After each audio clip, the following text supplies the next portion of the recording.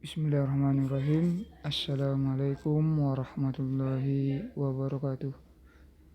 Alhamdulillah, puji syukur kehadiran Allah Subhanahu wa Ta'ala yang telah memberikan kita banyak nikmat, sehingga dengan nikmat-nikmat tersebut kita masih dapat melanjutkan kegiatan kita seperti biasanya. Selawat beriringkan salam ke junjungan Nabi Muhammad SAW. Semoga kita senantiasa istiqomah menjadi pengikut setia beliau. Selamat pagi untuk anak-anak Bapak semua. Semoga di pagi hari ini tetap semangat untuk mengikuti pelajaran tematik.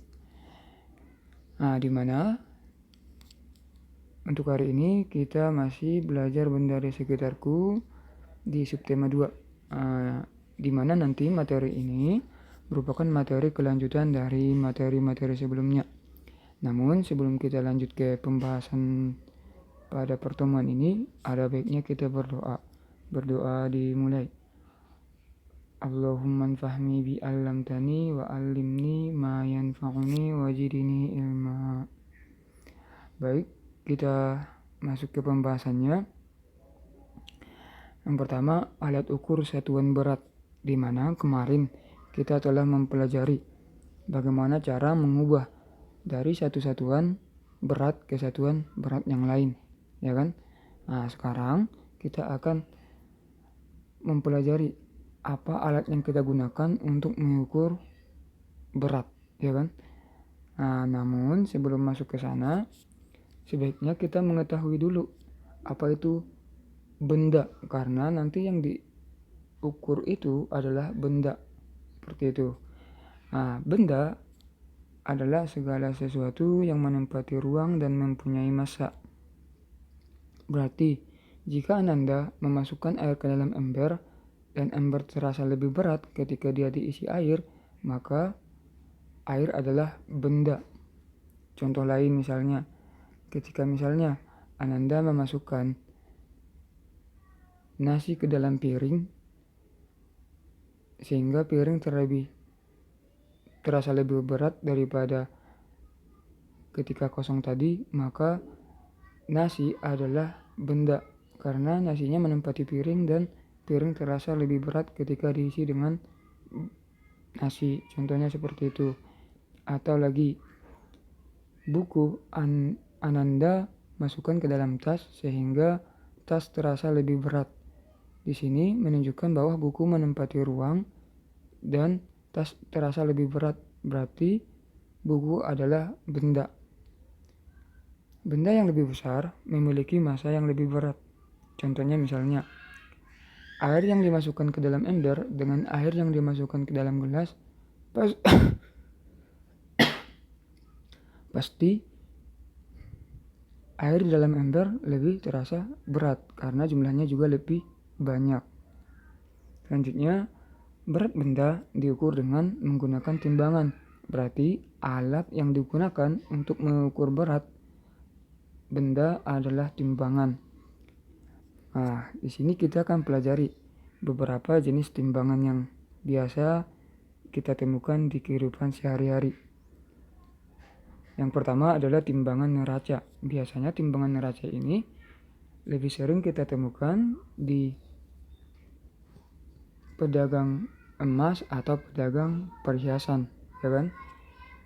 Yang kedua ada timbangan badan, di mana timbangan badan ini digunakan untuk mengukur berat badan seseorang. Ini ada timbangan digital.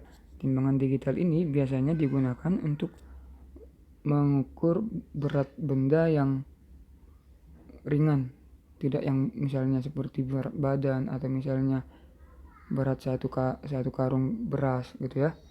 Selanjutnya ada timbangan dapur dan juga ada timbangan duduk, di mana timbangan dapur dan timbangan duduk cara penggunaannya sama dan cara kerjanya juga boleh dikatakan sama. Selanjutnya ada timbangan besar. Biasanya timbangan besar ini digunakan untuk mengukur berat benda yang ukurannya besar, misalnya beras di dalam karung, atau misalnya gula di dalam karung, atau misalnya ubi di dalam karung, misalnya seperti itu. Lanjut, ada timbangan pasar, di mana timbangan pasar ini sering kita temukan ketika misalnya kita lagi berbelanja di pasar. Banyak pedagang di pasar yang menggunakan timbangan ini, di mana timbangan ini memiliki dua sisi, di mana satu sisi memiliki tempat untuk meletakkan benda dan satu sisi lagi nanti untuk tempat meletakkan pemberat dari timbangan. Ini ada timbangan bayi yang digunakan untuk menghitung berat badan bayi agar lebih mudah. Ini ada timbangan gantung, di mana timbangan gantung ini biasanya digunakan seperti mana timbangan besar. Baik, kita lanjutkan. Satuan berat. Satuan berat ini tidak jauh berbeda dengan satuan panjang, di mana perbedaannya hanya kalau satuan panjang menggunakan meter, semua satuan menggunakan meter, mulai dari kilometer, hektometer, dekameter, meter, desimeter, sentimeter, dan milimeter. Nah, itu kalau di satuan panjang. Kalau di satuan berat, semuanya menggunakan gram, mulai dari yang paling besar yaitu kilogram, hektogram yang sama dengan ons, dekagram, gram, desigram, sentigram, dan miligram. Di mana perubahan dari satu satuan ke satuan yang lain juga sama caranya. Jika misalnya dari kilogram diubah ke hektogram, dia kan turun satu kali, maka dikali 10, atau cara gampangnya ditambah nolnya 1. Kalau misalnya dari dekagram diubah ke sentigram, dia turunnya sebanyak 3 kali, maka dari dekagram ke sentigram seharusnya dikali 1000, atau misalnya tinggal ditambahkan nolnya sebanyak 3. Nah, kalau misalnya dari yang kecil ke yang besar, misalnya dari bawah naik ke atas, berarti setiap dia naik 1 kali tangga maka dibagi dengan 10, atau dalam artian nolnya hilang 1. Misalnya dari sentigram diubah ke gram, dia kan naik 2 kali, maka seharusnya dibagi 100 atau hilang nolnya sebanyak 2. Kira-kira seperti itu, sebagaimana yang Bapak jelaskan kemarin. Nah, dimana kemarin Bapak sudah jelaskan bagaimana perubahan satuan berat ke satuan berat yang lain. Meskipun misalnya nolnya tidak ada atau misalnya bilangannya berkoma, Bapak sudah jelaskan. Jika ada yang masih kurang paham, bisa ditanyakan ke Bapak pada hari Kamis pas saat kita Zoom. Kita lanjutkan. Di sini mengukur berat benda. Bagaimana cara mengukur berat benda? Yang pertama, letakkan timbangan yang kita gunakan untuk mengukur berat benda. Kemudian benda yang akan kita ukur diletakkan di atas timbangan tersebut. Nah, di sini ada timbangan, di mana di atas timbangan diletakkan labu sehingga jarum pada timbangan menunjukkan angka 4. Berarti berat dari labu adalah 4 kg. Seperti itu. Kemudian kita lanjutkan lagi. Nah, di bawah ada timbangan pasar katanya, ya kan? Dimana timbangan pasar ini seperti yang Bapak jelaskan tadi memiliki dua sisi kiri dan sisi kanan, atau sisi yang memiliki tempat meletakkan benda dan satu lagi sisi untuk tempat meletakkan pemberat dari timbangan. Pada sisi yang ada tempat untuk meletakkan barang diletakkan beberapa wortel, sedangkan di sebelah kirinya atau di sebelah sisi pemberatnya diletakkan pemberat 1 kg, sehingga jarum yang ada di sebelah pemberat dan jarum yang ada di sebelah wortel sejajar. Kalau dia sudah sejajar, menandakan yang dilingkari warna merah menandakan bahwa berat yang sebelah kiri dengan berat yang sebelah kanan sudah sama. Berarti berat dari wortel adalah 1 kg. Seperti itu. Baik, kita lanjutkan ke pembahasan selanjutnya, yaitu hidup sederhana. Bagaimana yang dikatakan hidup sederhana? Hidup sederhana bukan berarti kita hidup kelihatan memprihatinkan, misalnya bajunya sobek-sobek, celananya robek-robek sehingga terlihat auratnya, bukan seperti itu ya. Tapi hidup sederhana adalah hidup yang tidak berlebihan dalam menggunakan harta yang dimiliki.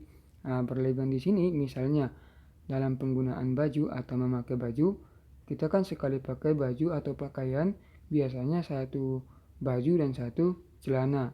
Itu yang dikatakan tidak berlebihan. Tapi kalau misalnya celana yang kita pakai sampai 2 sampai 3, baju yang kita pakai sampai misalnya 2 3, itu boleh dikatakan berlebihan. Berarti hidupnya tidak hidup yang sederhana. Ya kan? Kita lanjutkan. Tidak berlebihan berarti sesuai kebutuhan. Seperti yang Bapak tadi jelaskan, kebutuhan kita dalam memakai pakaian yaitu hanya satu baju dan satu celana. Tidak mungkin kita menggunakan celana sampai 2 atau mungkin 3 sekali pakai ya kan. Atau misalnya kita menggunakan jam tangan. Jam tangan kan kita gunakan cukup satu, karena yang satu saja sudah bisa menunjukkan berapa waktu sekarang misalnya. Tapi kalau misalnya 2, berarti itu boleh dikatakan tidak sesuai dengan kebutuhan. Kita hanya butuh 1 jam untuk mengetahui berapa waktu sekarang misalnya. Selanjutnya, hidup sederhana didasari oleh sikap rendah hati, berjiwa sosial, dan tidak sombong. Ini jelas. Kalau sudah rendah hati pasti tidak sombong. Kalau rendah hati pasti mau membantu orang-orang di sekitarnya yang membutuhkan. Ya kan? Ciri-ciri orang yang hidup sederhana seperti apa? Yang pertama, tidak menggunakan pakaian dan perhiasan secara berlebihan. Misalnya, yang Bapak jelaskan tadi, pakaian yang kita pakai ya sesuai dengan kebutuhan. Kalau misalnya kita pakai kemeja dan kita harus menggunakan t-shirt atau kaos dalam ya kan, itu tidak masalah. Berarti itu masih boleh dikatakan tidak berlebihan. Tapi kalau misalnya kaos dalamnya dipakai 2, kemejanya dipakai 2, itu boleh dikatakan berlebihan. Untuk perhiasan, misalnya kan jam tangan itu untuk laki-laki adalah perhiasan. Jangan sampai kita menggunakan perhiasan sebanyak 2 atau misalnya lebih daripada 1. Itu kan boleh dikatakan sudah berlebihan. Selanjutnya, tidak membeli barang hanya karena keinginan. Ini jelas. Misalnya Ananda senang memakai atau senang bersepeda dan Ananda masih memiliki sepeda yang layak untuk digunakan. Jangan karena ada sepeda keluaran terbaru, Ananda ingin membeli sepeda tersebut. Sedangkan fungsi dari sepeda yang Ananda punya dengan fungsi sepeda yang terbaru adalah sama. Yang ketiga, tidak bersikap sombong dan meremehkan orang lain. Ini sama seperti yang Bapak jelaskan tadi. Orang yang hidupnya sederhana pasti dia tidak sombong, tidak suka memamerkan apa-apa yang dia miliki kepada orang lain, atau tidak meremehkan atau merendahkan apa yang dimiliki oleh orang lain, ya kan? Seperti itu. Selanjutnya ada gemar berbagi dengan orang yang membutuhkan. Orang yang tidak berlebihan pasti hidupnya sesuai dengan kebutuhannya, ya kan? Berarti dia pasti senang berbagi dengan orang-orang yang membutuhkan. Selanjutnya bersikap hemat dan cermat. Di sini pasti orang-orang yang hidup sederhana pasti menggunakan apa yang dia punya selalu dengan sikap yang hemat dan cermat juga, tidak menggunakan apa yang dia miliki dengan berpoya-poya misalnya, seperti itu ya. Baik, Bapak rasa demikian saja pertemuan kali ini, di mana kesimpulannya adalah bahwa alat yang digunakan untuk mengukur berat benda adalah timbangan, di mana ada beberapa jenis timbangan yang biasa digunakan dalam kehidupan sehari-hari. Begitu juga bahwa perubahan dari satuan berat ke satuan berat yang lain tidak jauh berbeda caranya dengan perubahan satuan panjang ke satuan panjang yang lain, seperti itu. Hidup sederhana bukan berarti kita hidup kelihatan menyedihkan, bajunya misalnya compang-camping, bajunya sobek-sobek, celananya juga sehingga terlihat auratnya, ya kan? Tapi hidup sederhana itu adalah hidup sesuai dengan kebutuhan kita, ya. Bapak rasa cukup demikian saja. Kita tutup dengan doa kafaratul majelis. Subhanakallahumma wa bihamdika asyhadu an la ilaha illa anta Astaghfiruka wa atubu ilahi. Syukron wa jazakumullahu khairan. Tetap menjadi anak yang soleh, yang patuh terhadap orang tua, dan yang paling penting sholatnya selalu tepat waktu dan berjamaah. Demikian saja. Assalamualaikum warahmatullahi wabarakatuh.